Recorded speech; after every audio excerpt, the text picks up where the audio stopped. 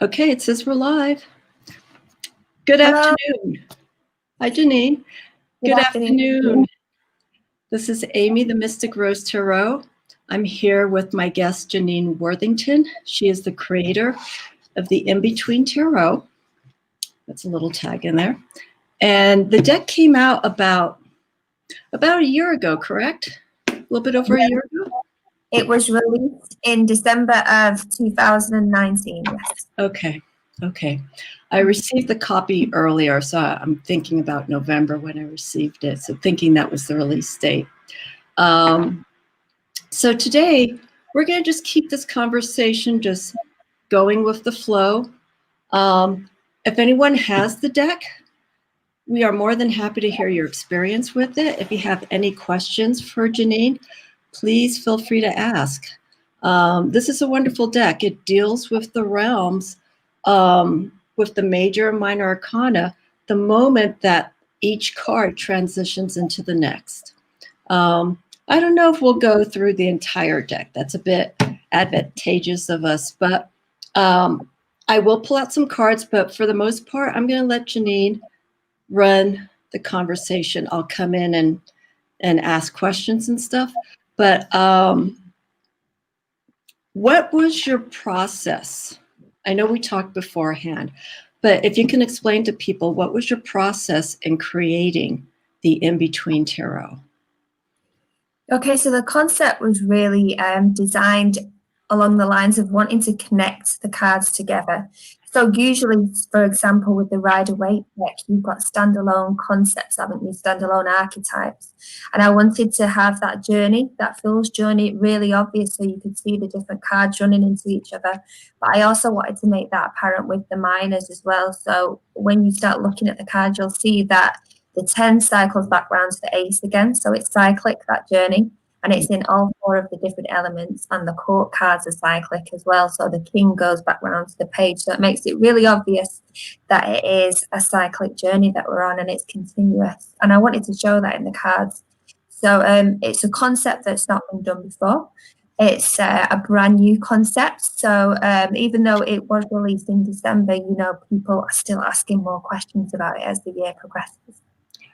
Would you consider, just a side question, would you consider doing a lecture on your deck? I know you've spoken about your deck at like conferences and stuff along those lines, but would you consider doing maybe a lecture on the deck? Definitely, yeah, that's something I'd be really interested in doing. I'm actually doing a course online for somebody next weekend, so I'll be talking more about the deck there. But more recently, I've just the UK Tarot conference, which was run by Kim Arnold down in London. I've just had a slot on there talking about the In-Between Tarot concept. But conferences is something that really interests me, and I like talking about the subject, definitely. Excellent. I think this is one question that I didn't ask when we were talking about a week ago. Would you consider, I don't know if you can with this deck, would there be a part 2? I know there's already been the before and after tarot. We have the in-between. Is there any aspect that you feel with this deck that maybe you can create another deck? I don't know if that makes sense or not.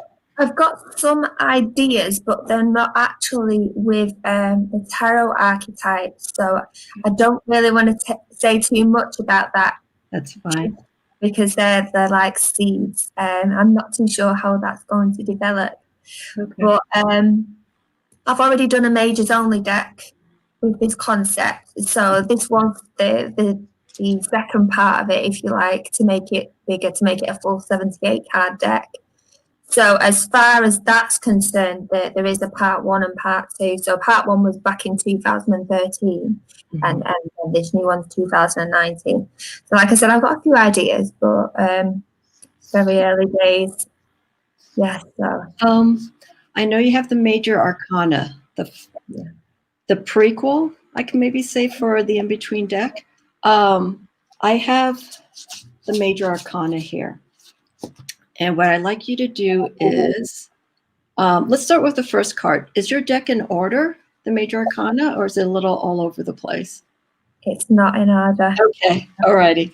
You want me to put it in order? What's that? You want me to put it in order? Well, because I was going through the Major Arcana last night, and so I was going through the order from all the way up to the Fool. Okay. And the reason why I mention this is I just want to showcase your card, the cards for the Major Arcana, the prequel, that's what I'm calling it, in comparison to the images that you have in the current deck. And maybe you could discuss meaning-wise, design-wise, the images, the differences, or if they're still the same. So what I'll do, Janine, is to make it easier, you tell me what card you have since it's not in order. Mine is, and I could just easily get to it, just so people can see. Okay, so first of all, just to let people know that, so this deck was, I thought of this deck back in 2012, and then I presented the concept at the Theatre by the Lake up in Keswick in the Lake District in the UK to a load of other tarot authors and tarot greats that have been around. I've created lots of different books and tarot decks, so that was quite nerve-wracking for me, but you know, it was quite a big moment because that concept hadn't been heard of before. And then I went on to self-publish it with graphic artist David Worthington in 2013. So yeah, it's a majors only deck. So the first one I'll show you is the Emperor to the Hierophant. Okay. So this is a 3-card in one concept. So it's the energy of the Emperor moving across to the Hierophant. And in my majors only deck, I actually gave them titles.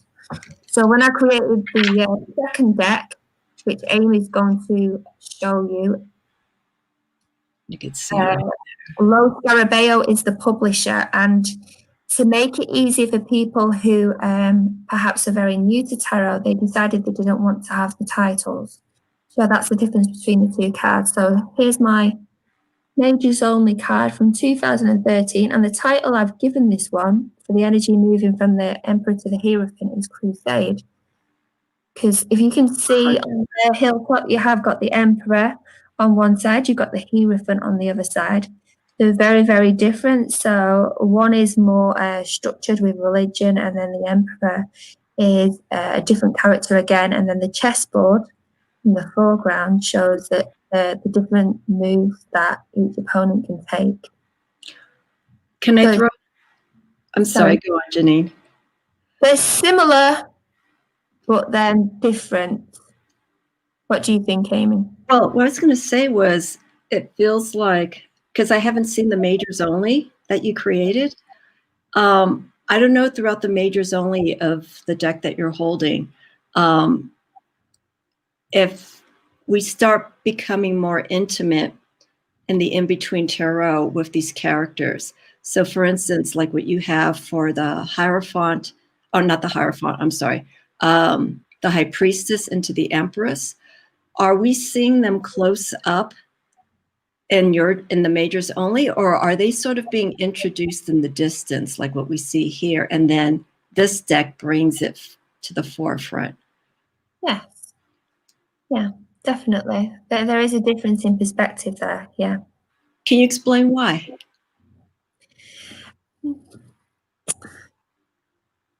Why so much in the distance, and then with this deck, we are straight, you know, we're physically seeing these images up close?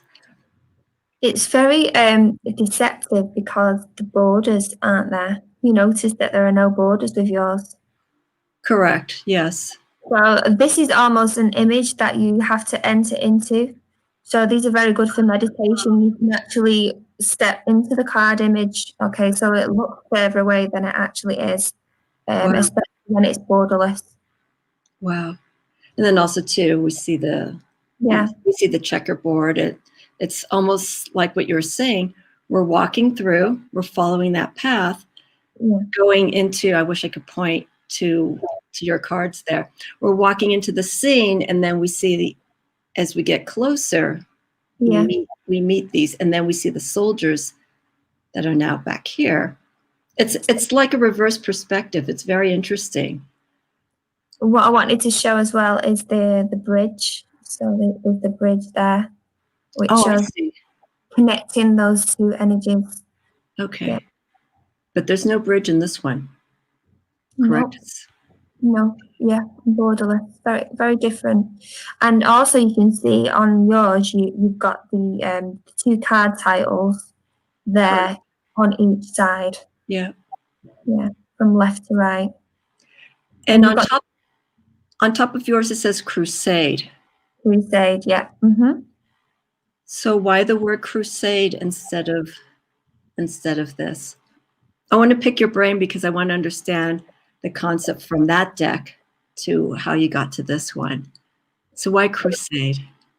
The Crusade wanted to show the energy of the two different leaders, and it's if I had to compare it to a different card or a different energy, I'd say the Chariot. There's very much focus, that crusading, battling energy. I've just been watching Vikings, so you can imagine the Vikings getting ready to go in, and you'd have like an emperor leader, and then you'd have somebody who's more focused on the religion and the structure of the battle and everything. So you've got the Hierophant. So two very different leaders, but in charge of a crusade. They are very much forward focused. And on your card, you've got the glyph of Aries and the glyph of Taurus as well to really represent those two energies, and they're showing how they relate to the different armies on both sides of the cliffs. Okay. Yeah.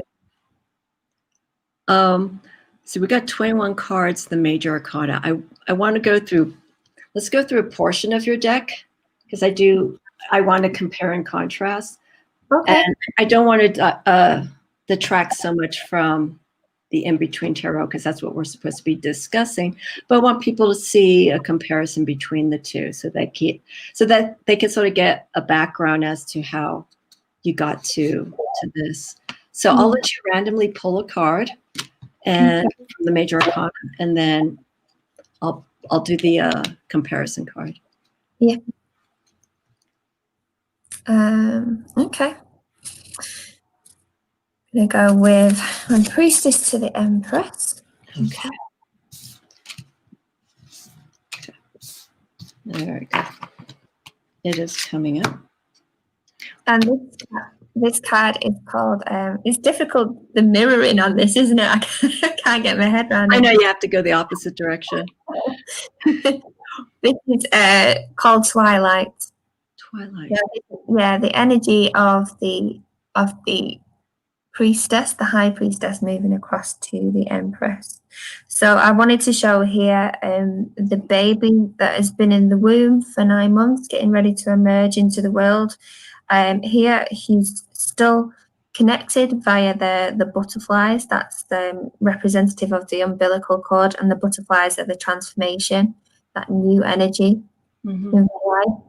Yeah, and you've got the twilight, which is like separating the nighttime world and the daytime world, those different energies of the high priestess and the empress. So you've got the babies in the two cards, separating those cards to try and make that transition really clear. Mm-hmm. But they are very different, those images. And that is artist choice. So David Worthington is the artist here. Franco Rivoli is the artist in the one that you're holding. And not all of the images in the majors I've kept the same between the decks. However, the one that I just showed you, the Empress to the Hierophant, I insisted on that one. That was very important to me, and also this one as well.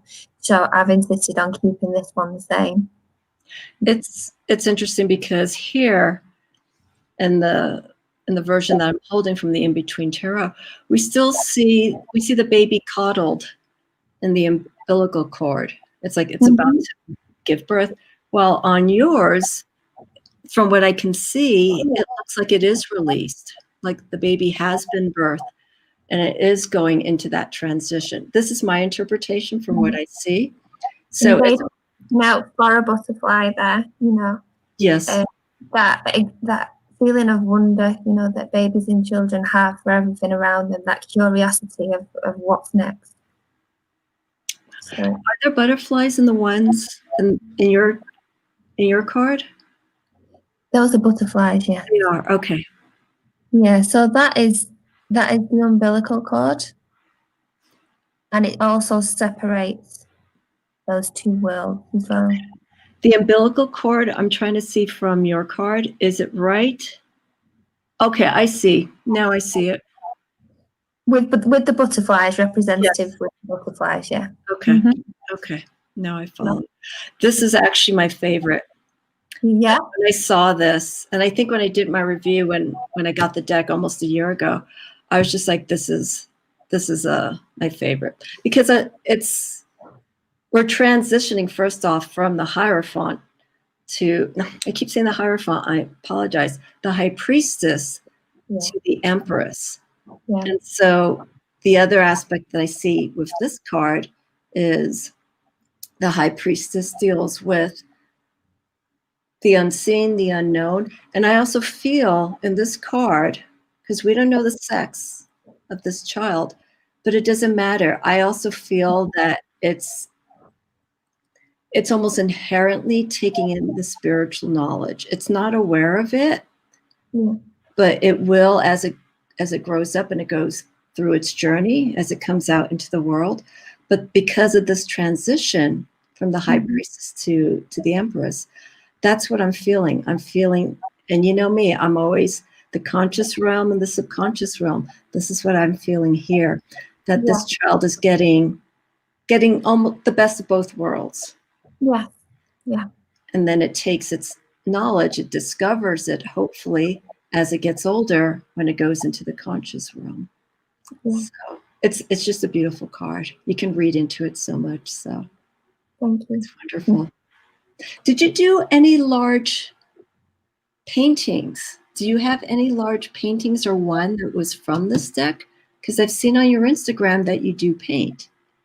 I do big wall murals. I've got a few in my house, but I haven't actually got any of the cards. This is something that I want to do when we move house. So we're about to move house. I'm going to pick a couple of blank canvas walls. Yeah. Actually, my husband is watching this live, so he's probably freaking out right now because I'd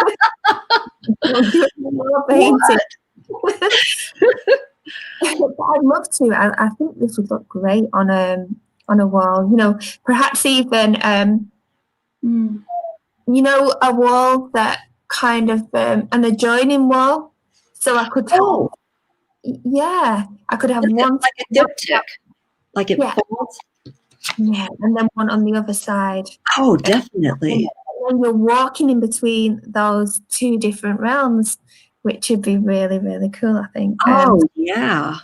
So it's a plan. I also have quite a few tattoos, so I was thinking that this is a tattoo that I would like to have. I'm not sure where yet. This one or the one that you're holding? The image. Well, there's that as well. Okay. I think I would go with the original. Yeah, because this I created when I was pregnant with my daughter Layla. So I think I must have been about 6 months pregnant or something, and I was just thinking about her, you know, resting in the womb, being very happy and peaceful. And then I thought how it was going to feel like for her when she emerged into the world and what she would see and the lights and everything. And that gave me the idea for this card. So this is very special to me because it's got my daughter in it. Yeah. So I would always go with the first one because okay. Yeah. It's a beautiful representation too. I like to see it. What's that? I do love both. Yeah. Very, very different artwork, the two artists. Exactly. They're fantastically talented, both of them. Do you want to name or discuss just very briefly the artists of the major arcana, your connection to them or to that person? David Worthington's my father. Yeah. He's still with you? He's still on the planet? Yeah. Yes, he is. Yeah. We don't live that far away, actually, in Manchester. So we usually, when we're not in this lockdown situation, we're a very close family. Yeah. But I think I've told you already, at the moment, we are in lockdown, so we're not seeing anybody for a while. But yeah, usually we're very, very close. It's, I've seen a few decks where, hi, Infinite Intuition. I've seen a few decks, not a lot, where there is a mother-daughter, husband-wife. Yeah. Mm-hmm. There's been a parental and child connection in creating these decks. And it's interesting, especially if the parent and the child, even though the child's an adult now, how I think one person was saying that they created the deck with not giving the artist, whether it was the parent or the child doing the artwork, not much guidance. They gave them the overall direction of the deck. Yeah. And when the artwork was starting to come together, this one particular person was saying, I was completely amazed. This is my child who created the art. I didn't give her much guidance. She basically read her mom, how the deck was coming along. It's like, wow, how did you know that? Just that connection. Yeah, that family collaboration is quite powerful, isn't it? Because you've already got that connection, that spiritual connection as well. So yeah, I think families can create truly amazing things when they work together on these projects. So yeah, it was quite a special time. How was the communication between you and your father with this deck? Was it very we're watching every detail, or was it similar like what I had just mentioned? Here's the concept, go with it. Well, that's very interesting because my dad works in a certain way and he's very detail oriented and he needs a schedule. And I'm very conceptual and I like working at my own pace, so I won't have a set schedule, and that used to frustrate him. It would really no, this is no good. No, I can't work like this, in fits and starts, but that is how I work. Yeah, my energy is very much like I'm Aries / Cancer, so I'm a bit like that sometimes. Yeah. How long did it take you to finish it? We worked on it together over about 6 months. So because it was a majors only, we didn't do the full 78. It was a lot quicker, the process, than it was with the full 78 card deck. Okay. And when I did the 78 card deck, I was working electronically because I was communicating with Lo Scarabeo in Italy, who in turn were then because I don't speak Italian, so they were then sending the correspondence to the artist. So I wasn't actually speaking to the artist in the first person. I was going through Lo Scarabeo, so it was a bit of a longer process for me. Just more because of the communication and. Yeah. Okay. Yeah, he does speak English. He speaks Italian and English, and I think he speaks some other language. But Lo Scarabeo chose to do it that way, so they would speak to him, and then they would speak to me separately. So it's just another way of working, and very interesting to do it that way. Very different. Wow. Yeah. Because we're starting to get a few people coming in. Let's pull one more card from your major arcana. Okay. And then we'll focus on the in-between tarot. Okay, so I'll show you something different. And tell me which card too. Okay. And I'm being selfish because I never got to see the major arcana version of this deck, so I want to get a sneak peek of it. That's fine. Okay. I'm going to go with the Devil to the Tower. Devil to the Tower? And I called this one Maze. Maze, okay. Mm-hmm. So just briefly, the card that Janine is holding is it proper for me to say the prequel? It's not, is it a prequel for the in-between or no? Should I use a different word? I don't know if it's like Because it's not the full. it's a bad word to use, but they're very different, and because they're different artists, different styles, they're not completely connected. If you see what I mean. Okay. So it's separate. Yeah. Okay. There's such a big gap between the 2013 and the 2019 release. Yeah. And you can also see, just as I'm now seeing these cards, the imagery and the energy is completely different. So this deck was created by Janine. It's a major arcana only in relation for the In-Between Tarot deck, which is now out. But the imagery that's used here, I haven't seen this deck entirely. That's why I want to showcase the major arcana that she created. Shows a different interpretation of the in-between states of the cards here. So this is the Devil into the Tower. And it's the same that you have here, but you renamed it as the Maze. Yeah. So with this one, when I was growing up, me and my brother had quite a spiritual connection. And in dreams, we would often have the same dream where we were running through a maze, trying to get away from something that was quite, it felt very negative. It felt very scary. And we were followed by these giant eyes. So in here, you can see the maze. You can actually see, you may not be able to see it, but there are people running through the maze trying to get away from these oppressive forces that are quite negative. So I just wanted to put that into the card. Janine, can you move it up close? I don't know why I cannot move, or I cannot make the screen bigger. So the maze is made out of playing cards. Ah, look at that. And it's pictured in a forest. So it's quite dark, so you may not be able to see it completely on the screen. But yeah, the glowing eyes represent that oppressive devil figure. The maze is our journey there. It's almost as if we're trapped, in circumstance. We can't get away from those oppressive forces. And the tower would represent the cards? Yes. Okay. Yeah. So it's all about to come down. Okay. Yeah.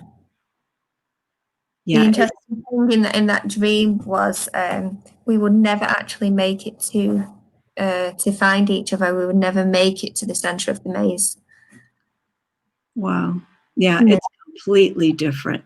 Very different, yes. Yeah, so it would be difficult to say that one deck leads on to the other. It does. Because, I've just showed you two cards that I insisted on keeping the same, but then some of the energies, I had a different idea for how I wanted it to be perceived in the images. So the concept is still the same. The devil energy and the tower energy haven't changed. It's just the picture that I've chosen to portray that energy is different. Okay. Yeah. Okay. No, I'm happy you brought the deck so that we can see. I was under the impression, even though it was a majors only deck, we're still going in between the realms. For some reason, I thought that images would be slightly similar, but no, they're completely different. And you also have the titles placed differently. You're giving them more, individual names. You got the maze, you got the, what was the Emperor and the Hierophant? That one was the Crusade. The Crusade. And I forgot about this one. This is similar as well to the one that I've got. So this is New Order. So this is where the world spirals back around to the fuel. So these are the two children on a new planet that are planting the seeds to restart again, And there it is again. And that one, they're surrounded by a salt circle. So it's got like that pagan feel to it, Yes. a ritual transformation, the elements in there as well. Yeah. The young child that's kneeling, planting seeds. Yes. Correct? Okay. Yes. And I've called this one in the majors only one New Order. No pun intended, coming from Manchester. That's the first thing. Did you see that? There was a pause. I was waiting for you to do that. I knew where you were going with that one. Can you bring it in closer just for detail purposes? So are they under a bridge? No. So these are it's a different planet. So you've got like hills, mountains in the background. It's quite a rugged background, and then you can see the moon. So this is a different planet, different energy. Those are actually plants there. Yeah. I just made the screen a little Like brambles. Wow. I like that one. Wow. And then there's the light glowing. Yeah. Wow. You like this version? I like that one. Yeah. Okay. And then the title at the top. Can you see the different elements as well? I've got these on every card. So you've got water there. Oh gosh, I can't. Difficult to do this mirroring. And then you've got earth, and then you've got air, the yellow one, and then red. You've got fire. So I've got and they're in each of the cards as well. That's the difference too. The symbols, are they? Yeah. It's alchemical, and yeah. But these are symbols that I've made up. So these are my own design. Okay. Yeah, I was gonna say they don't look familiar to me in the sense of knowing earth, fire, water, and air. Okay. Yeah, that one I do like. Oh, also really quick. I gave away my last Majors Only deck that I own. So I've got my own, but then I had one of, and I gave it away in a competition not that long ago. I remember you posted it and I missed it. Instagram, yeah. Mm-hmm. Really close. I'm so detail oriented when it comes to. I think I know what you're going to say with this one. Go on. What do you think I'm going to say? Are you focusing on the knapsack with the Fool? No. Okay. I'm actually focusing on the symbology on the shirt. Mm-hmm. I can't even bring it up close, but you know what it is. I'm not clear as to what the symbology is on that because it doesn't look like it's alchemical. Not all of them are. So some of them are with the glyphs, especially so, because there's a lot of astrology in this deck. I'm just going to pull that card out myself. I've got them. Okay. I've got the 78 card deck there, but some of the symbols have been it's the creation of myself and Franco. Because I notice too sometimes when I get a deck, the creator goes through the overall meaning of it, but sometimes decks that are really detailed, there's some stuff that's in there. There's some images or whatnot, something that's going on in the background that they don't discuss. And it opens up the conversation with me or someone else. It's like, what do you think this is? She really didn't discuss it, or he didn't really discuss it, but it seems to be important. Why did they not discuss it? Well, so I wanted to because I've not looked at this one in particular for a while, and it's been a while since we put it into production. It's so like in the Rider-Waite one, you've got the different astrological figures for the elements. Yes. You've got the bull there. You've got the lion. Okay. And the other two, you've got a bird in there to represent air. Okay. And then we have our water one. So that's just representing the 4 different elements. Alrighty. So it's all encompassing, going around. Yeah, it's bringing everything back together again. Yeah. And those elements, the 4 elements, are very traditional to the card of the world. Correct. Normal decks, yeah. And they're normally the fixed signs. Yeah. So I was trying to figure out when I saw this, it's like, is she making reference to the 4 fixed signs? Because I don't see it, but you didn't really emphasize it. So I'm just like, okay, it's placed there, but it's obviously not that important. It's more the overall feel, the journey that the Fool has gone through. And Can you talk a little bit about this person? Because normally when we see the, I know we're going from the World to the Fool, but usually the World is one person, and they're usually on top of the world or whatnot. So who is the guide? Is this an angel? No, I wanted them as a balance. So you've got a girl and the boy there. So you've got the male energy and the female energy. So I wanted it to show that balance of energy, the balance with everything. Okay. Yeah. Excellent. Yeah. I haven't, you'll notice when you go through that I haven't stuck to any traditional rules. I've not. So yeah, That's like asking questions. one person, but I don't like being tied down to any rules. So therefore, I wanted to have to. Yeah.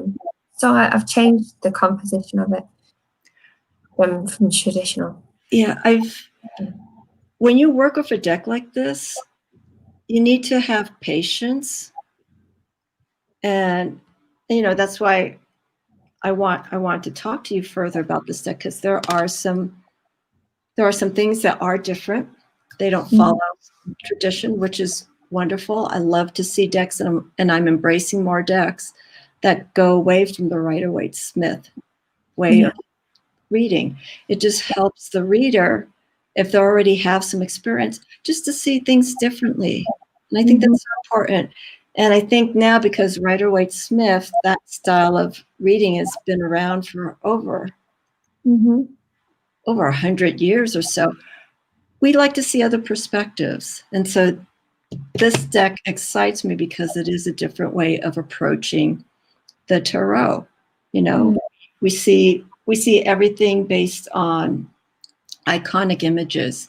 And so with the between, after tarot, and in between tarot, we get more of a not history, but we get some more information about what really happened before that incident and what happened afterwards. I never thought about that, when I was learning the tarot, because I'm learning it. But to have these decks out that are in the market, and I think these are the only three: before, after tarot, and in between tarot. I don't think there's another deck like that out there. So they were interesting because they came in later. So I think one came out in 2015 or 16, and then the other one came out a few years after that. So they weren't actually, because one is like the moment before. Correct. And then one is the moment after. Right, so it's it's different to the concept that I designed, okay? But they were both done under Lo Scarabeo. So when Lo Scarabeo took those concepts, and they were by different authors and different artists, they wanted something to tie all that together. So the people from Lo Scarabeo got a really good connection with the Tarot Association in the Lake District. So Marcus Katz said, well, did you know that Janine did this in 2013? So if you need somebody to kind of tie off on this, make it a trilogy, you want to talk to her because she's already worked on this. She's already created something. She's done this in between tarot concepts. So then they contacted me, and of course I said yes, because I really wanted to get involved and create something. So that was a good opportunity for me to then create the 78 card deck that I'd wanted to do for a long time. So yeah, that's how I got involved there. Yeah. Do you feel comfortable with the In Between Tarot? Are you very happy with it? Yeah. Okay. Yeah, I am. Yeah. Yeah, it ties together my original concept very nicely, and that's all I wanted to do. So yeah, and it's given me more ideas going forward. So yeah, No, that's what I was asking earlier. If you had anything to kind of follow after this deck, and obviously you're in the concept. I'm not having you say anything out publicly, but in creating such a deck like this, I would figure there is inspiration that comes from it. This is a journey whenever you're creating the tarot deck, whether you're doing both, you're doing the artwork and the book, or the book or whatever, it's you're learning in that same process. And so I think it's a wonderful school to create the tarot because of that experience that you get, and it opens up for others, other possibilities. Well, I didn't show you, so that's the book that came with the major deck. Wow. So, yeah. Oh, I got a picture of my dad in there. I think I probably have. So it's black and white, the book. So the one that's just come out is full colour. That's a bit different. But oh yeah, there's me and my dad in the I can't do the moving thing really. there's Dad. Yeah. Wow. Yeah. So. And it seems like it's about the same thickness. Not quite, no. Yeah. So that one's a bit thicker. Yeah, I know because we have we've got 78 cards is the difference. But just looking at that deck, oh yeah, there it is. It's much thinner. Yeah. There's still a lot in there. So I want to go through the book very quickly so people know. One thing that I like with guidebooks in the tarot, we'll go here. I don't know if you can even see here. This is the Sun to Judgment card. And what I like about this is your book and just other tarot books, and I mentioned this when I do a few tarot reviews. I like the less information, the better. Because what happens is, because then you get it then becomes too rigid, doesn't it? In a sense, yeah. I feel it's really important for the person who created their deck, of course, to share their insight, what they did to go into the deck, their ideas, and explain each card. But there's some people, some creators, where they go like around 2 to 3 pages just to describe something. And I think that's okay if it's a deck that's really comprehensive. There's a deck that I'm studying with, the Tarot of the Holy Light. It is intense. Yeah. And so for each in the major arcana, minor arcana, you're getting about 2 to 3 pages of information for each card. And it's really informative. But my point with this is you get to the basics. You just explain, like here, Chariot and Strength. You have the number association. You make it very clear. The source cards, you repeat it again so people know the number that corresponds with the card. The keywords, the strengths. You don't have reversals, though. There is a page on thought on reversals within the book. It's a separate page. Yeah, because I don't use reversals exclusively because I think that there is positive and negative in every card without having to have it. There you go. Okay. So that's me making it clear why I haven't put it in. I don't want to.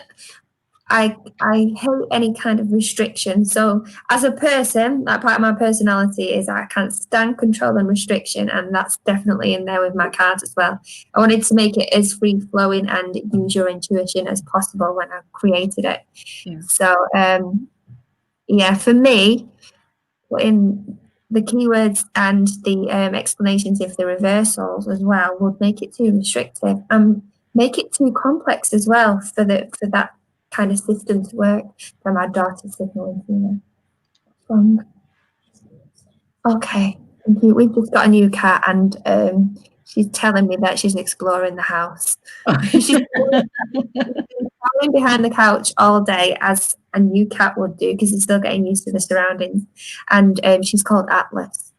Did she come into the room? She's just gone upstairs, which is good. She started to explore, but she was a stray. So still a little bit nervous, you see. Okay, it'll take time. All right, totally fine. But see, you explain the setting. Yes. Setting the scene, symbology within the card, in between concept. Those are That's for the major arcana, right? Mhm. Make sure. Yeah, and then for the minor arcana, which we'll go through,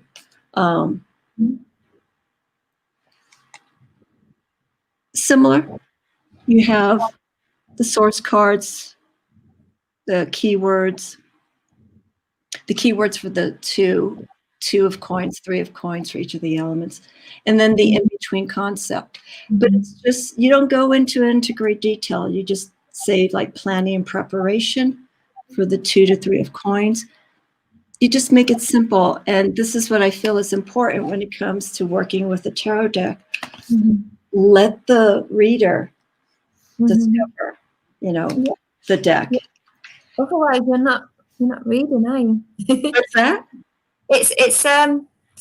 So it's a tool for you as a guide for your intuition to kind of formulate the reading. I feel it shouldn't be everything, So I think I said to you about once when I went to that festival and there was a woman that had the book under the table and she was reading tarot cards for people out of a book. So for me, that's sorry, no. Okay. I think she was using the Rider-Waite deck or the Thoth Tarot, but she was reading, cold reading out of a book and then charging people for that reading. So they weren't getting anything from her. She wasn't using her intuition. She was just reading out of the book. And I think that's the danger, if there's no pretension for people to be able to put their own stamp on it, that's where you kind of lose a bit of it. Do you see what I mean? No, I do entirely. It's again, the guidebooks, I looked through them, obviously, because I knew I saw reversals, or I couldn't think if you had something reversals. I don't read reversals, but it depends on the deck, believe it or not. There's some decks that I feel that I can do reversals with. Other decks, maybe because of their information or the theme of the deck, I don't do. I can't even explain why that is. It's just like I'll tell you what I do though, is I work with the movement. So, for example, the Ten of Swords in the Rider-Waite deck will show the man on the beach with the swords in his back. Correct. I see them as placing the different chakras.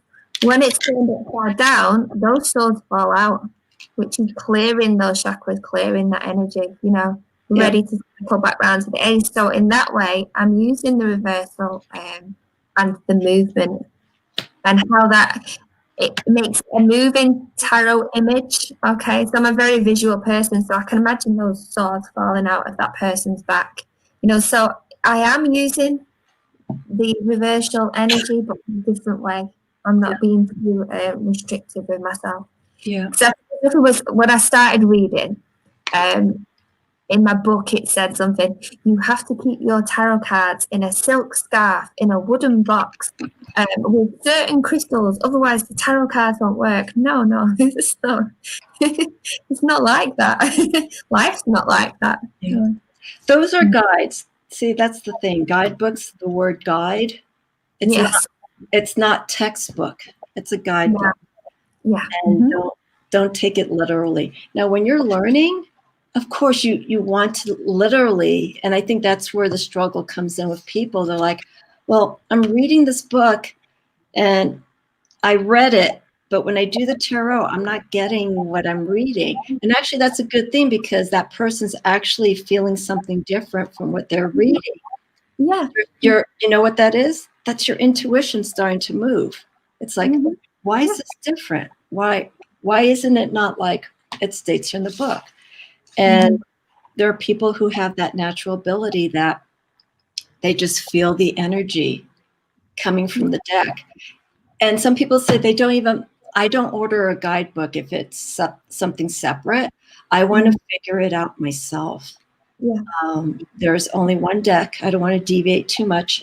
There is one deck where it was very Jung, Jung, called Jung influence, a lot of subconscious, a lot of dream state imagery that I really had a hard time trying to connect because I'm trying to relate it to, Rider-Waite Smith, something that's familiar with me.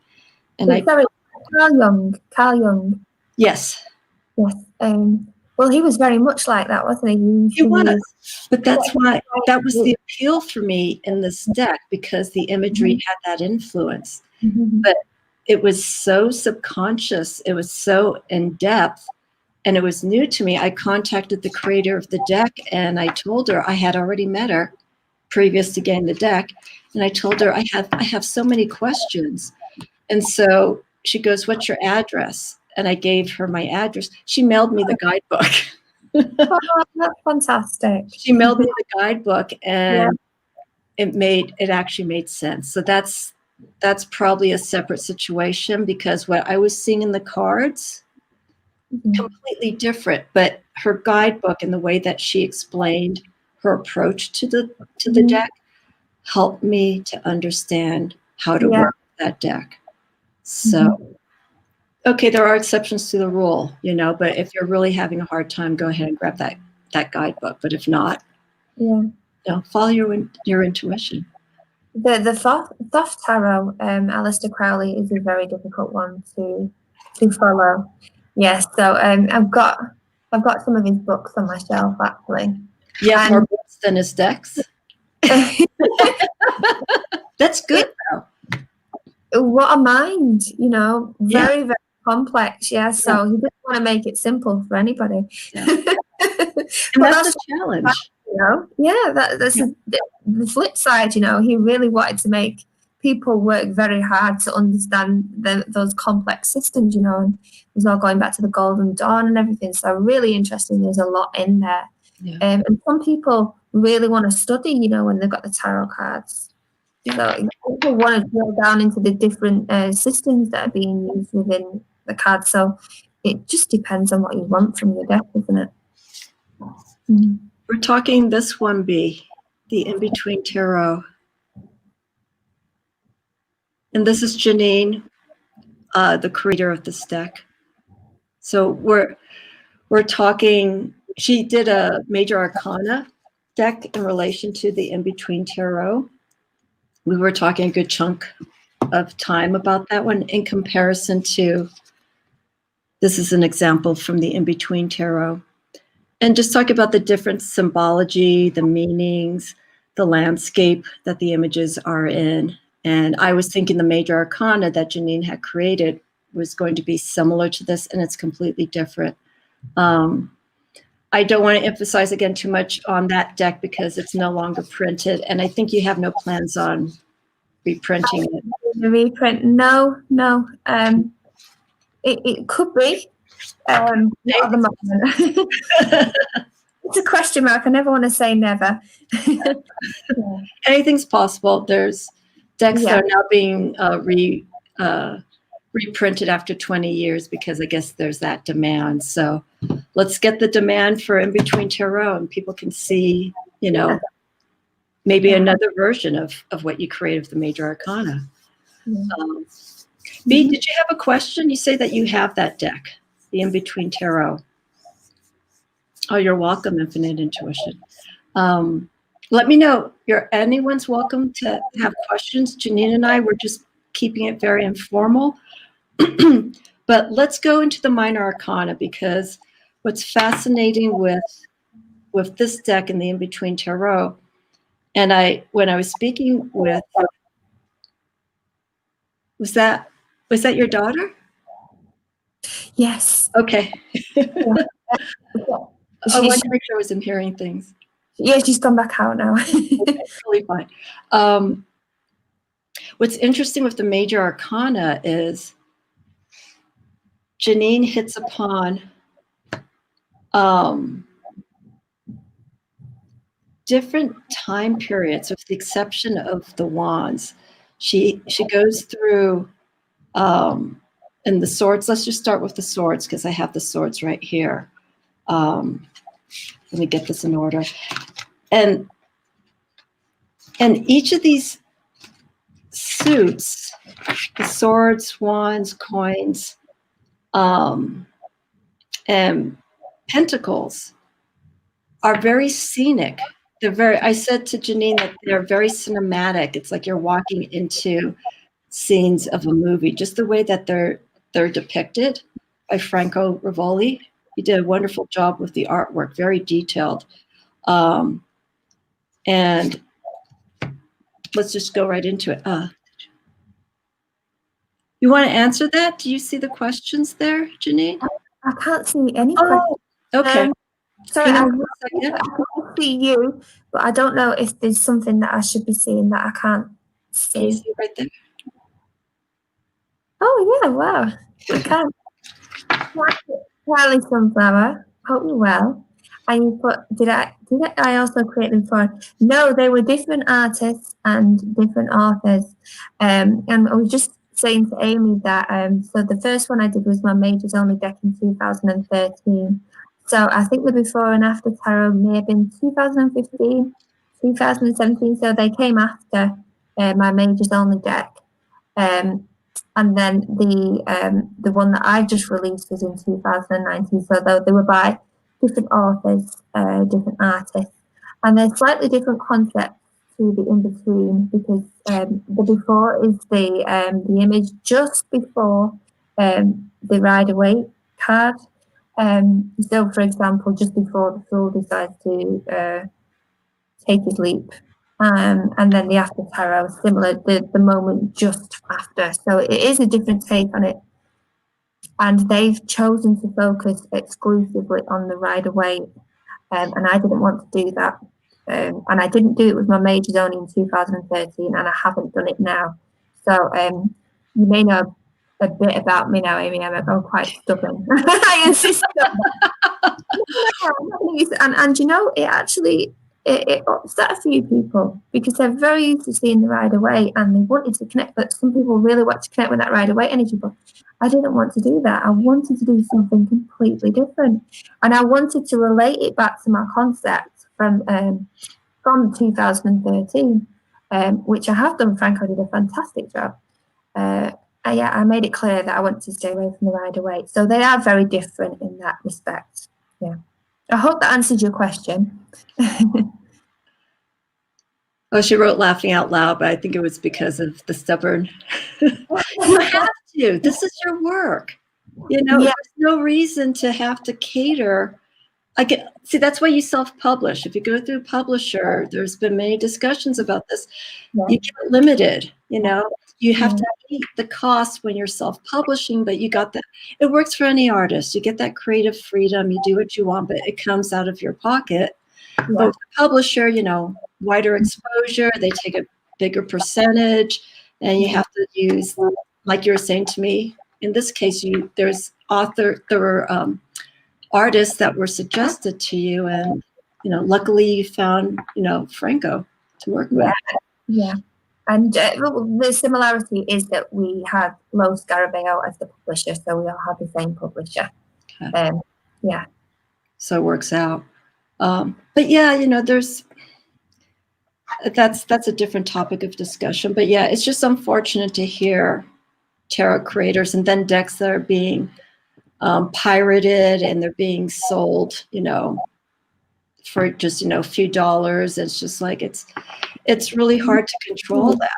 I've heard about that. Yeah, I think the way you can tell is with the quality.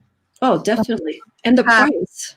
Yeah, that's how you would know that is a fake. I've never actually come across a fake tarot deck. I think I'd be able to spot it, but yeah, it's sad that does happen. Yeah, it's unfortunate. Okay, so let's go into the swords. Okay, so I think what I'll do is I'm just going to hold. First, give a little bit of history about the swords and the subject matter. Okay, so for me, the swords are a real battling energy. In the respects of that, it's a real, so it's a mental thought, but it can sometimes cause anxiety, you know, the further up you go with the swords. So I wanted to show it as a battle energy. And so I've used the Romans and the Picts in a storyline. So this is going back to Scotland and England. The Picts lived in Scotland a long, long time ago. The Romans obviously came across to England, and they used to battle the Romans and the Picts. So I wanted to show that crusade, that battle kind of energy in relation to the swords energy, and relate it into the not just into the in-between concepts, but to the traditional side cards as well. So what one have you got there? I think you got the 4. 5. Yeah. Okay. And something else interesting is here, which are different from the major cards. Lois Scarabeo insisted on having the right-hand side card, the 4 of Swords, depicted on the bottom. So it shows the 4 of Swords on one side, the 5 of Swords on the other side. So if you are trying to order your deck, right, that will be then very useful. Can you see? Oh, so the sword that's down. For ordering purposes, you know, if you wanted to start your deck into order, some people do, then you can use that bottom to do that. Yeah. Wow. So it's not saying that that's the 4 of Swords. It's correct. Like an index card type at the bottom. Yeah. Wow. Mm-hmm. So you've got broken swords there. You've got the person walking into the water, walking away from that battle energy. Also the coloring. Yeah. We're seeing Mars just went retrograde yesterday, so I've been reading a little bit about Mars. So and Aries with Janine. It's an intense color to put into the scene, especially when it's going from 4 to 5 of Swords, because 5 of Swords we know is conflict and struggles.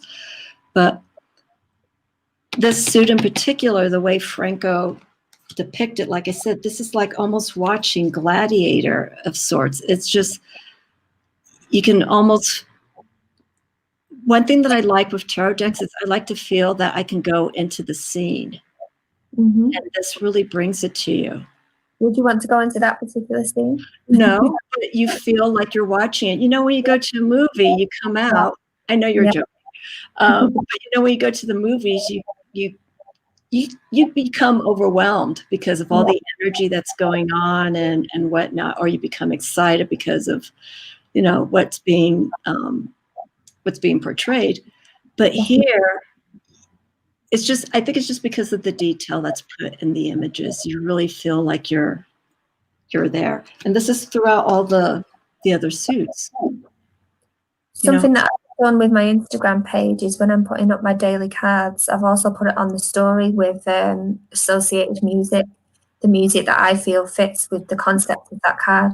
So now when I go back through my cards, being a very visual person, I can pick up the card and I've got a song with it. And because that song's meaningful to me, I'm relating the concept with the music now as well. So, what do you feel with? I've got a lot of Hans Zimmer with the swords energy. He put a lot of music together with, not Braveheart. Oh gosh, was it Inception? Some of the big epic movies. Okay. He might have even done some stuff with Vikings. Completely forgotten now, but his music is really, really. There's a lot of violins in there. Gosh, no, I can't believe I've forgotten the film. Anyway, Hans Zimmer, look him up, he's good.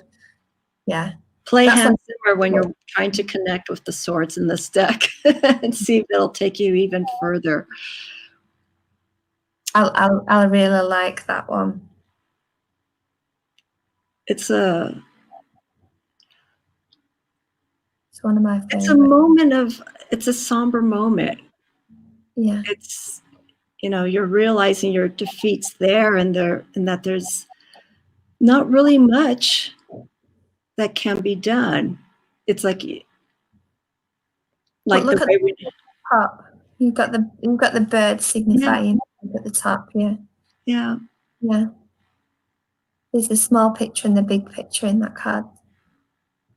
What do you mean, small picture and big picture? The bird's eye perspective, that's small. I see what you're saying. Yeah. And then the people that are tied up are obviously overwhelmed by what's going on. They're not thinking outside the box at all. Yeah. Yeah. Mm-hmm. And also the bird's free. Yes. It's... So the sword is your favorite suit. Okay. Good. I'm glad you like it. Not a lot of people like the swords, but I think the swords is just, there's no reason to fear the swords. It's just the way it's being depicted. If you depict it in Yeah. RWS kind of way, it's going to be more on the heavier side. Yeah. Here, you're creating a story. The shadow work with the swords as well. Yeah. Like you're working with difficult things. Nothing's easy with the swords. Yeah. The person standing over him that's the Scotsman? Yeah, that the Pict, yes. Yeah, then you've got the Roman. The Roman and the Pict. Could be the other way around though, you know, it really doesn't matter. This one was hard because the story behind it.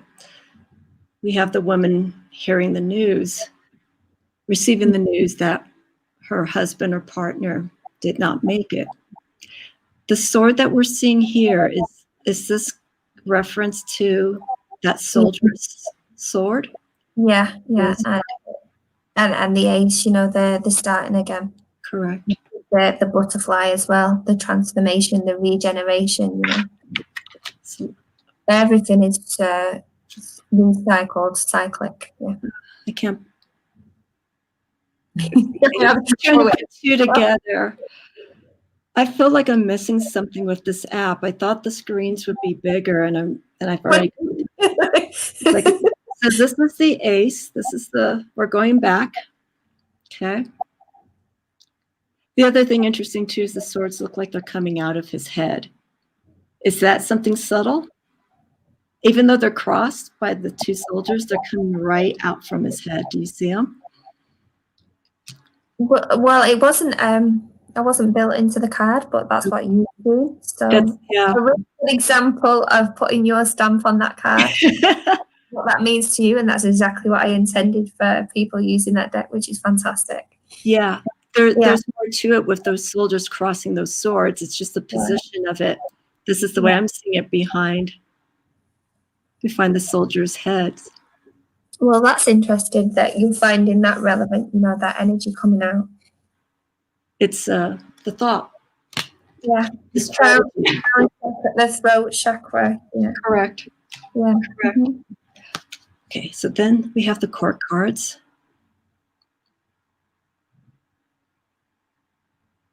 Now, what we say is there's no reference to either the Roman or soldier or Scots soldier in the court cards. Is this a completely different? This is it's more to do with the personality traits. Yeah, so the storyline's still there. It's not moved away from the storyline, but it's more focused on those personality traits and the situations that they find themselves in. Of the Knight. The Knight through to the Queen, so picking up more responsibility. You can see the people that he's looking after there, so there's more of that mothering Queen energy, but still very sword-like. And you can see the horse in the background there in the oh yes, in the clouds.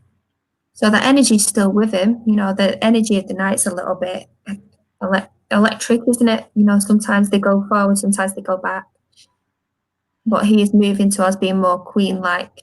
And that's something else as well. So some in the storyline, I've used the journey for the one character from the page to the king and then back around to the page again. So I haven't changed it for the Queen. If it's a male, it stays the male when he goes through the page, the knight, the Queen, king.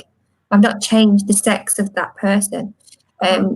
And that reflects, you know, that there is male and female energy in everybody. Yeah. You know, a balance. Yeah, so I didn't feel the need to change the character to a female in this card because it's him picking up on that female energy. Correct. And how he perceives the world and how it changes his character. Yeah. I'm putting my jumper on, I'm a bit cold. So am I. We're in good company. And also, this was something else that may have created a bit of a hoo-ha with people that are very traditional, especially the people that expected it to be a connection with the Rider-Waite deck. You know, they worried that there should be a female within that card, and I tried to explain, no, this is something completely different. I'm showing that journey, that cyclic journey. I don't need to change the gender of the person. Female and male energy in everybody. Yeah. Well, in recent years with decks, as they're becoming more gender neutral and sex of male, physically male and female, the roles are being changed. And I think that's wonderful. Also, too, it's also important to bring it across in the deck for people who aren't quite sure. Like, for instance, that Queen of Swords, like, how come there's a man there? You know what? Someone who does tarot would probably understand and probably pick up on it, and they go, wait, maybe that's masculine energy, because the Queen of Swords can be seen. They can be cold, and I'm not saying male energy is cold, but the way of thinking that the Queen of Swords has can almost come calculating and almost masculine in a way, because it's being manipulative. And I'm not trying to say that they're manipulative, but it's just, it's that stereotype that we get with, you know, masculine action and female action. You kind of bring it into that. Yeah, you've got that right and left brain way of thinking. Correct. Yeah, which comes into it. Yeah. Yeah. But I think a balance of opposites. Exactly. And that's inherent with almost all decks. I think it's important to have that balance, not lean on one side. There's some decks that have that are showcasing females, and some people like, this deck has too many women in it. It's like, it's okay, but if you really look at it, you'll see masculine attributes in there, you know, but it's showing a woman. So like in this case, you have the Queen of Swords, which is a man, but it's just that energy that's being represented for that card. Yeah, I threw some quite out there, different things in my deck, you know. I'm very unapologetic about it, you know. I wanted it to be different, and I wanted it to reflect something new. No, I agree. Again, as I was stating earlier with you, when it comes to creating a deck, there is that pressure that you will get from people, especially if there's a controversial series of cards or whatnot. That's a call that's going to be made on the creator. If you want to pull out or redesign that card because of what people are, to be a people yeah. I stand by my ideas. There's an integrity thing that needs to be, you know, figured out, and that's between the creator and the audience that deck's going to. And I've seen it, and for the most part, it seems like the creator removes the card and they redo it, or they I don't know, they modify it. It's like, oh, you should have just left it like it is, because there were people there they're like, the deck is fine. That's a percentage of people, which isn't a great percentage, that just emphasized it. But I don't know, you know. Well, it was always going to be difficult with the court cards, because with the in-between stage showing how one moves across to the other, it would be really difficult to put different individuals in there. It has to be the same individual's journey. So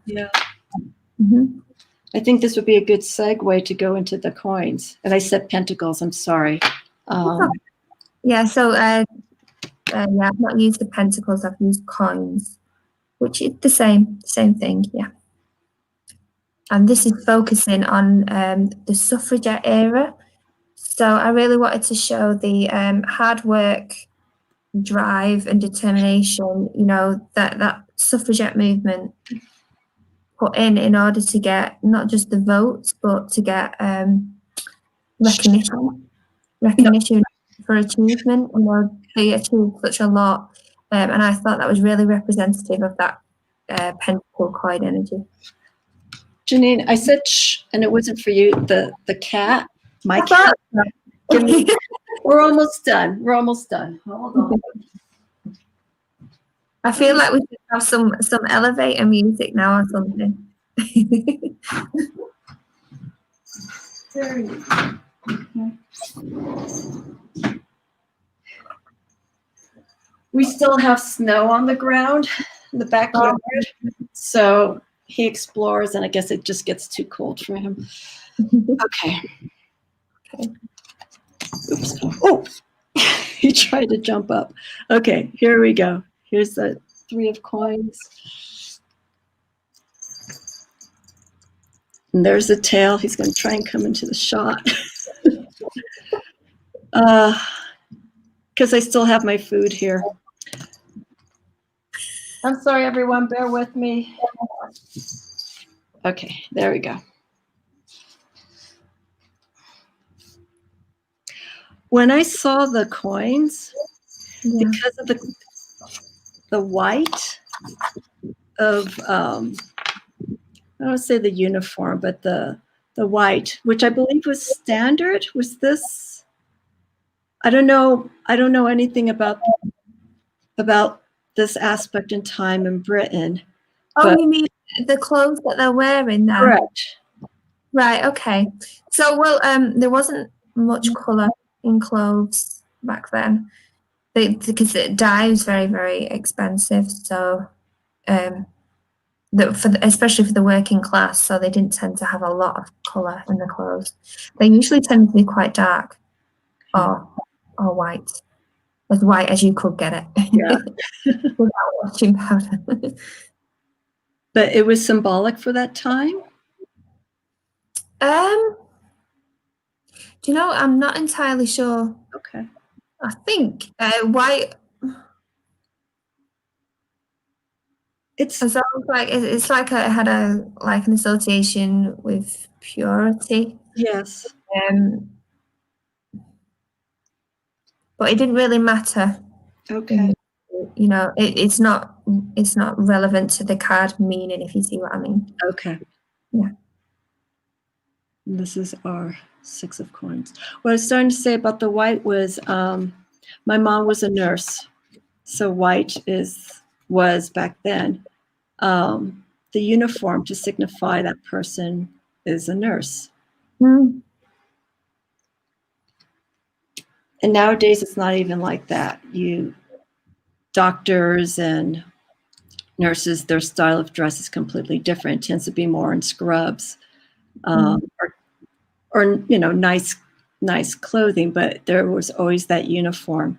So when I saw this deck, I immediately thought about my mom when she was a nurse and the whole meaning that you have with the coins and the suit. Just, it felt like the issues that my mom went through as a nurse in the hospital. Nurses were never treated very well, and they went on strike in the 70s. They had to fight. They had to fight a lot for, better pay and better respect. So I was thinking about my mom specifically throughout this deck.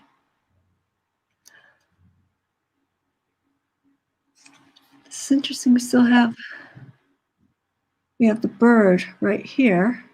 Yeah, and the star. And the star. Yeah. Can you discuss this? This card stands out a bit. So, Emmeline Pankhurst was the kind of leader of the suffragettes. So you would have that person stood on the stage. Oh, hi Emma, how are you? Unexpected. So stood on the stage, really trying to motivate people and inspire them. So you've got the crowd there. And they were just very, very powerful people speaking about not just women's rights, but the rights of everybody to be able to have a fair vote and everything. And they were very, very powerful speakers. So I thought that fit really well with that 9 of Pentacles energy. And I also think about the star. People. I think Yeah. about the star in line with the sign of Aquarius. Aquarius are the people that they want to change things. They think outside the box. Yeah. They're rebellious.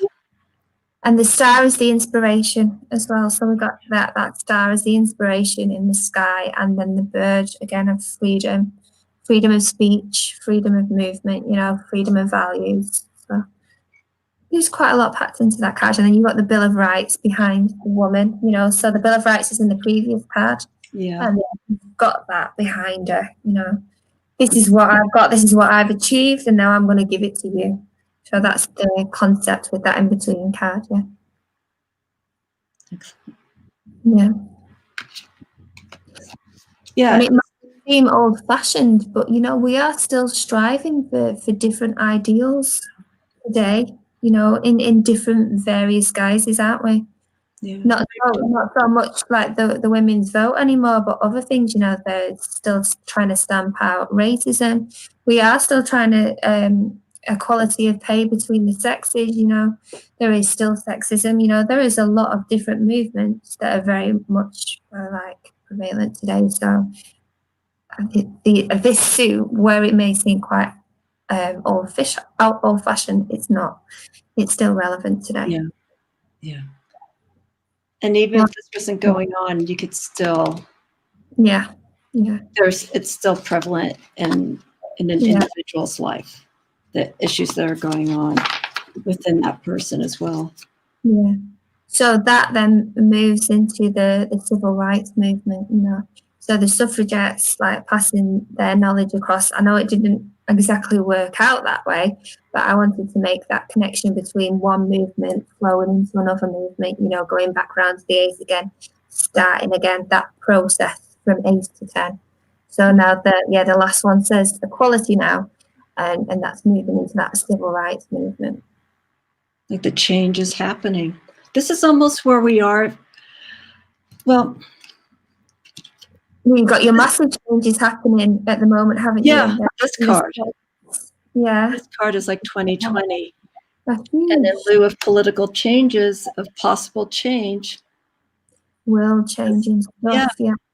Even though I'm not over there, we're still feeling it with our Brexit movement. Anything that happens with the States is going to affect us. So that knock-on effect, moving back round to the ace again. Yeah. Yeah. This is the coins, the suit of 2020. Let's go through the court cards. Okay, so I have page tonight. Oh, look at the stained glass window. We got the knight. So we've got a woman in these cards. Different again. So with the sword, you had the man's journey through the court cards. Now you've got a woman's journey. This is a very young woman. That's one thing that hasn't changed with your court cards, is we see the progression of maturity of the characters, young to elder years. And then back around to the young one. Okay, so now the same woman, but pregnant and still working. So we've got the working mum. I think the song I put to this on my Instagram story was 9 to 5 by Dolly Parton. Yeah, very strong working mum. In the factory. And that's timeless, isn't it? It is. Yeah. It is. Where I live down the mountain, the county has a lot of distribution centers, and some of the major centers are Amazon and Walmart. These are local stores here, Walmart, and they hire a lot of teens, just graduate from high school and whatnot. But there's also all ages there, because these are people that need to provide for their family. And it's unfortunate when you work in situations like that. They're not the best circumstances, because you are working long hours. You have a risk of injury, so on and so forth. But it's the work ethic with the coins. I come from a lower middle class, working class family, so I I've seen and I've personally experienced different levels of work, you know. So I understand what it is to work hard. Yeah. My mum, she made her own business. She worked on a market when I was younger, and she worked so hard. She really did work very hard. So she kind of installed that work ethic in us. As kids and growing up, yeah. It's High infinite intuition, cosmic ocean rose park. Gosh, that's a long one. it is a pretty deck. It's more than pretty. It's beautiful. Just the energy from it. Thank you. And that is the king moving back around to the page. So imparting the wisdom to the page of coins, page of pentacles, and then the cycle begins again. Yeah.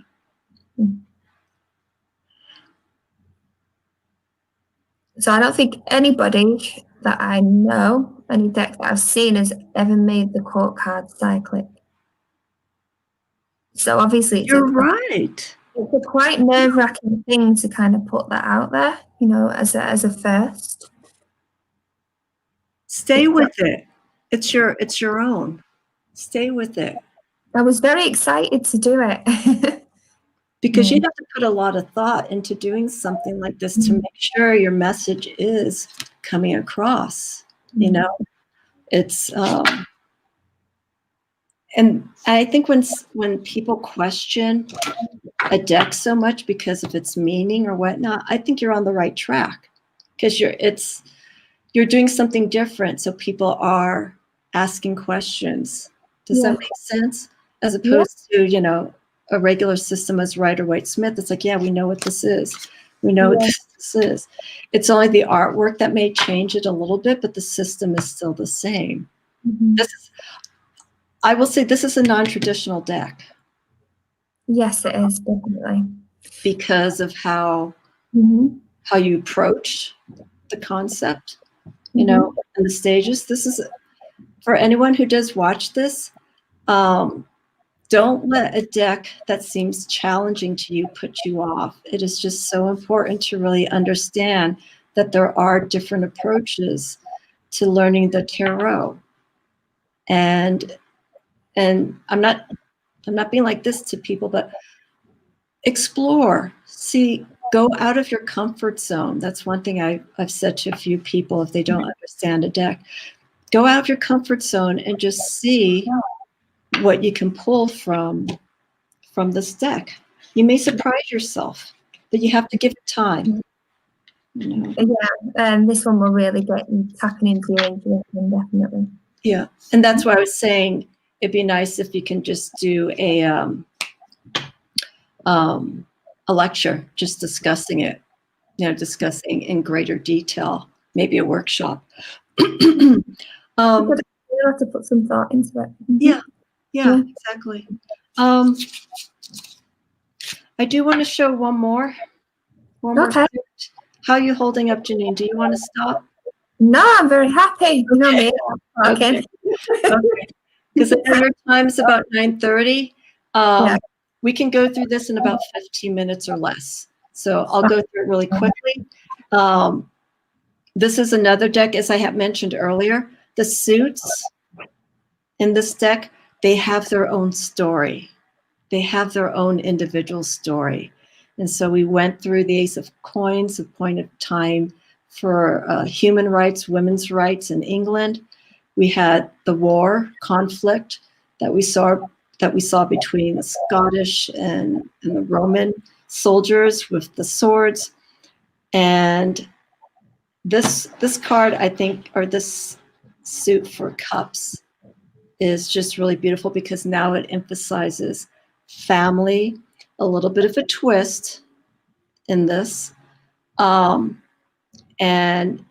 it goes into the emotions of a family. Now, again, is this set in Africa? Are we? Yes. It is. Okay. And I'm not trying to point this out because it is an ethnic, diverse suit, but it is such a beautiful suit. And I just like the way that the story was depicted.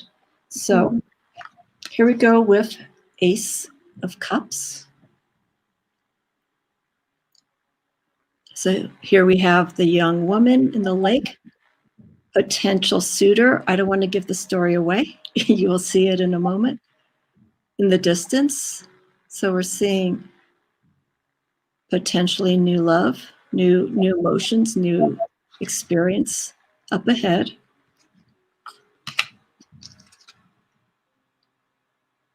And then we see the joining of two souls. Can you explain?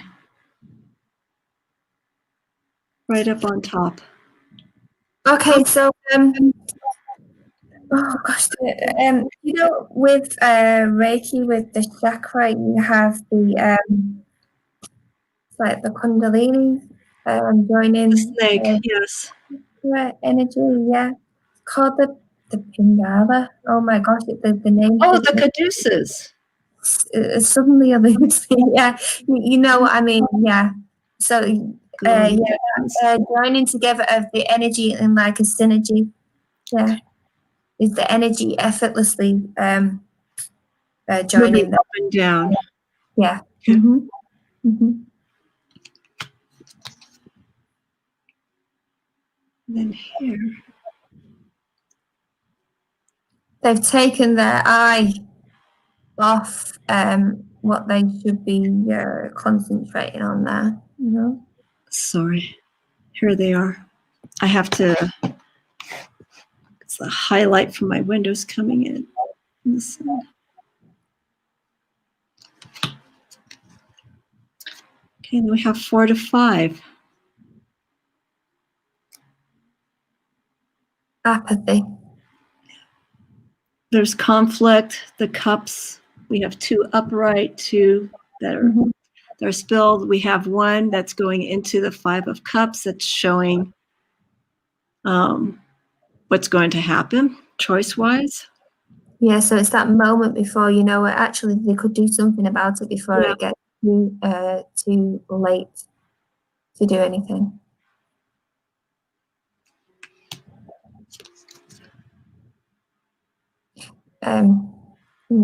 Hindsight.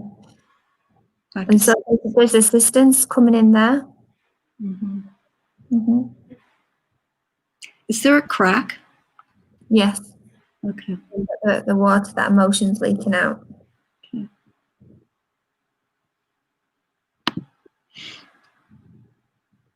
The vessel pot's unique and beautiful diversity. Thank you. That's a nice comment. Thank you. She made the choice to. It's the same person, correct? The same gentleman. Is this her partner still, or is that? It isn't. No. This is help and assistance from somebody. Okay.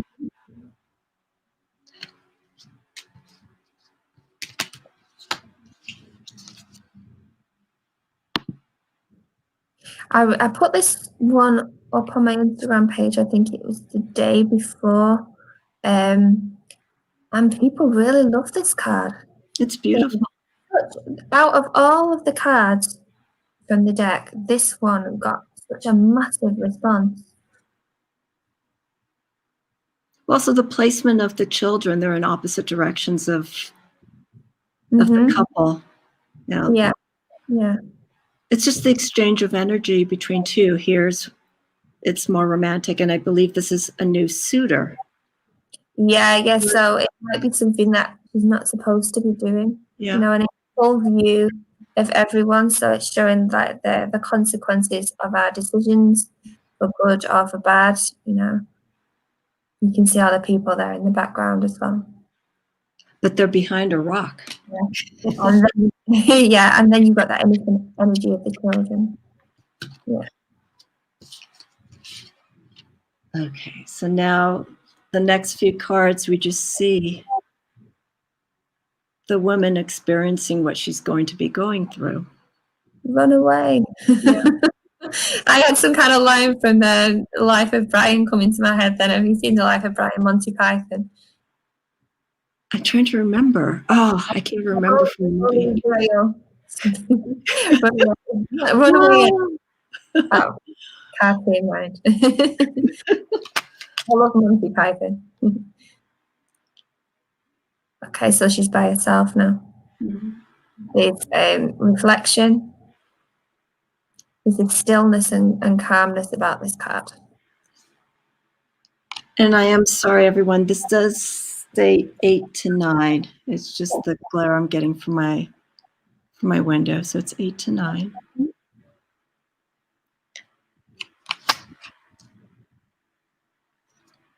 And then 9 to 10. Returning. The return. Yeah, so I wanted to show this as future oriented. She decided to return to the family. You know, it showed her in the last card contemplating spending some time on her own with her own emotional energy, and then she's returned. Yeah.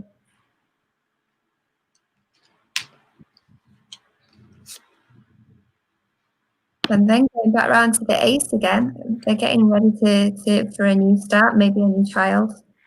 They're returning back to the water. Different person, correct? Is this a new? This is the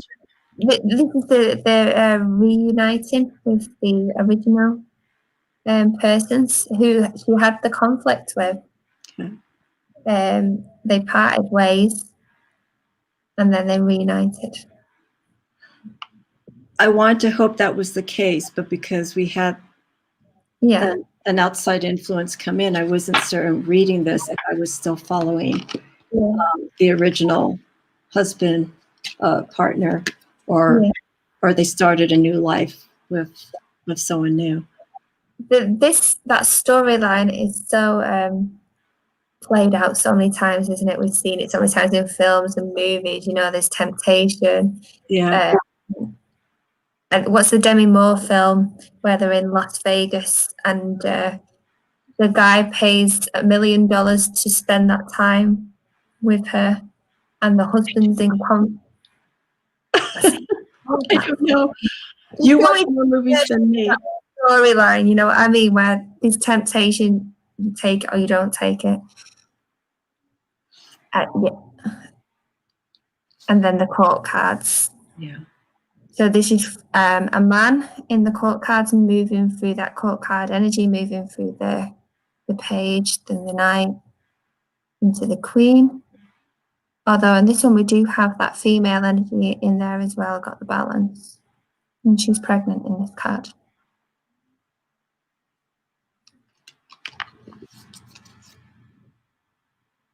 And here he is again. He's becoming one of the elders now. And if anyone's skipping throughout this video, in the court cards, excuse me, the queens are represented as masculine energy. Am I saying that correctly? Well, not in all of them. So remember in the Pentacles one, there was a woman. We have the woman. Yeah, correct. So thank you. I think it's between the 4 different elements within the court cards, it is equally split between the male and the female in each storyline. So the woman's got 2 elements and a man's got 2 elements, but they do cycle through all of that energy, the same character. I don't know if I'm explaining myself very clearly there. Yeah, so this is the same character, and he's now moving through to the energy of the page. So it shows the energy being passed on to the next child, so it's that loving grandfather energy to the grandchild. Correct. And then we go back to the page. Yeah, we have that cyclic movement. Go back here. Yeah, walking through the court cards with you, Janine. It's wonderful. You did a wonderful job just going through the cycles and whatnot. I almost look forward to seeing your next deck, if you will be incorporating this and seeing how you can up from this deck to your next deck? It's like, what can she do from this? I have to throw some surprises in there, won't I? Really wild and out there that you weren't expecting. Oh my God. Yeah. This is wonderful. We're creating decks, flipping it. Right, say that again? Putting Aries people in charge of creating decks. Wow. Let them go. Let them do it. Leave the room, everyone. She has it under, and he has it under control. We've got an Aries in the room, everybody. Be careful. Until the Taurus comes in. Yeah, the Taurus says, shh. Like, okay, it's all right. It's all right. We got it. Yeah, we got this. Contain stability. Janine, is there anything that you like to close with, or anything that you want to share? I am on Instagram as the In-Between Tarot. I'm on Twitter as the In-Between Tarot, and I'm also on YouTube as the In-Between Tarot, where I put my videos up. So yeah, feel free to join to read more about the concept. I showcase more about the cards and get to know me a little bit better. Yeah. Excellent. Yeah, thank you for having me on. I'm really grateful. It's been fantastic. I love spending time chatting with you anyway, but it's been really good. Thank you. Yeah, thank you very much. And thanks to people for viewing this. Yeah, thank you. One question is, I'd like to see a website. You don't have a website. I do. You do? Yeah. You wouldn't. www.theinbetweentarot.com. I type in your name and I don't get that. I kid you not. I type in your name and I don't get in between. I get links to buy the deck. I get links to buy the deck. www.inbetweentarot.com. Okay. And on that web page, inbetweentarot.com. www.theinbetweentarot.com. It's in Spanish. That's what you have to have. The yeah, because link it with your name, Janine. Because all this time I've been typing your name, because if I'm looking for a deck and I have an author's name, I tend to look under the author's name for the website. I don't know how to do that. Is there a well, no, because that means rechanging everything, but it's no. Okay. Keep it like it is. The reason why there's a Spanish site which has my domain name, so I let the domain name slip a few years ago, and the Spanish group took it up and used it as a blog. And there's nothing I can do about that. So I sent them a very nice email saying, do you mind my name back, please? They never got back to me, so it's fine. I just created a new one. That's why you shouldn't let the main name slip. That was a lesson to me. Okay. Infinite Intuition says, what was the other tarot? The tarot card. I think she means devil to tower. Do you mean in the Mage's deck? Oh, hang on. Tarot deck, is that what you meant? That's Infinite Intuition. Oh, with the maze, right. Okay, so yeah, I'll pull that one out again. Hang on. You're going to show it? Yeah. Holy cow. I can't win with lighting here anywhere in my house. Here you go, Infinite Intuition. So I've given this the title, The Maze. Okay, and it shows we've got the maze in the middle, and then the devil energy is the eyes, the very oppressing and scary energy of the devil here chasing the people around that maze. And I explained earlier that this came from a dream that me and my brother used to share. We would wake up in this dream and it would be absolutely terrifying. We'd be trying to get away from some really oppressive, scary, controlling energy. So I wanted to show that in this concept in this card. Oh gosh, I'm going to have to plug my laptop in. I think it's about to die. We're almost done. I'll let you answer this one. I was going to type it in, but I want it to come from you. Okay, so it's a different deck, but it's my same concept. So it's the Majors Only deck that I produced in 2013 with a different artist, with David Worthington. And it was just the Majors cards, so I didn't do any of the minors in that one. So some of the images are very similar to the In-Between Tarot that's just been produced. And some others, like the maze that I just showed you there, are different. It's not in production anymore, so it was a limited edition. So it ran for a couple of years, but we haven't done any reprints. But it doesn't mean to say that I won't do it again in the future. No problem. I think it needs to be reprinted somewhere down the line. Well, it's definitely different, isn't it? Yeah. Yeah. It's almost, maybe use it as an oracle, a very small oracle. Yes, with the titles, yeah. Yeah, and it's got a book with it as well. So yeah, produced that with a book. I mean, what you can do too is, if it gets to that point, just redesign it so that they know it's a newer edition. Keep it separate from the formal edition. We're making minor arcana and re-releasing.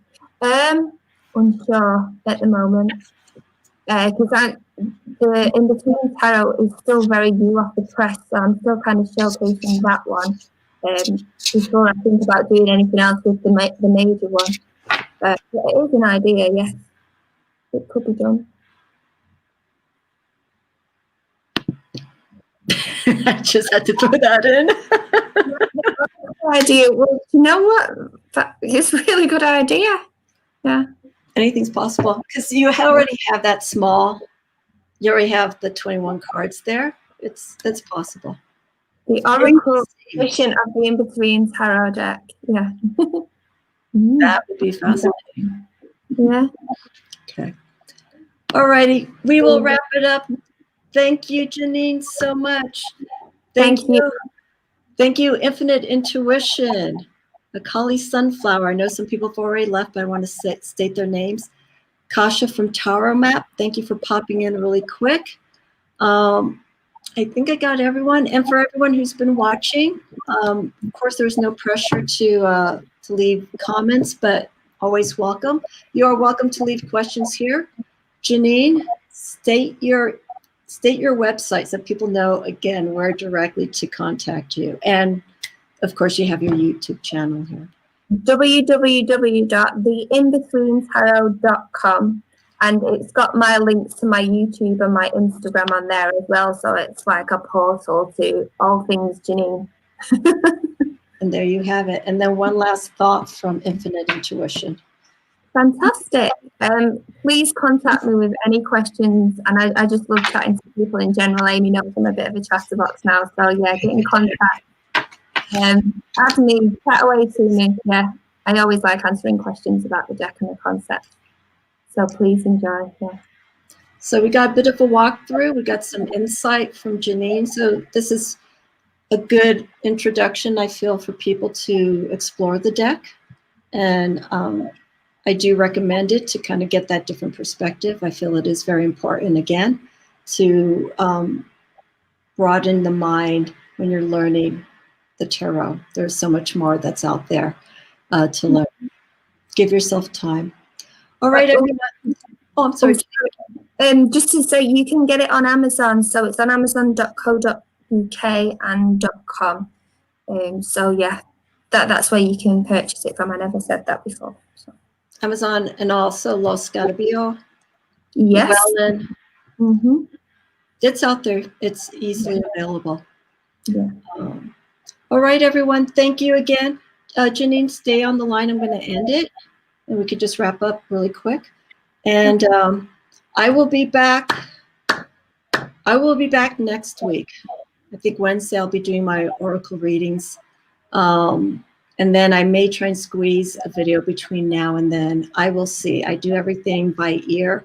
But I will put up a notice when I'm going to be posting another video very soon. But as of now, Wednesday will be my next one. Have a wonderful weekend, everyone. Janine, still stay on the line. And I look forward to speaking and seeing everyone connecting soon. Thank you again. Bye.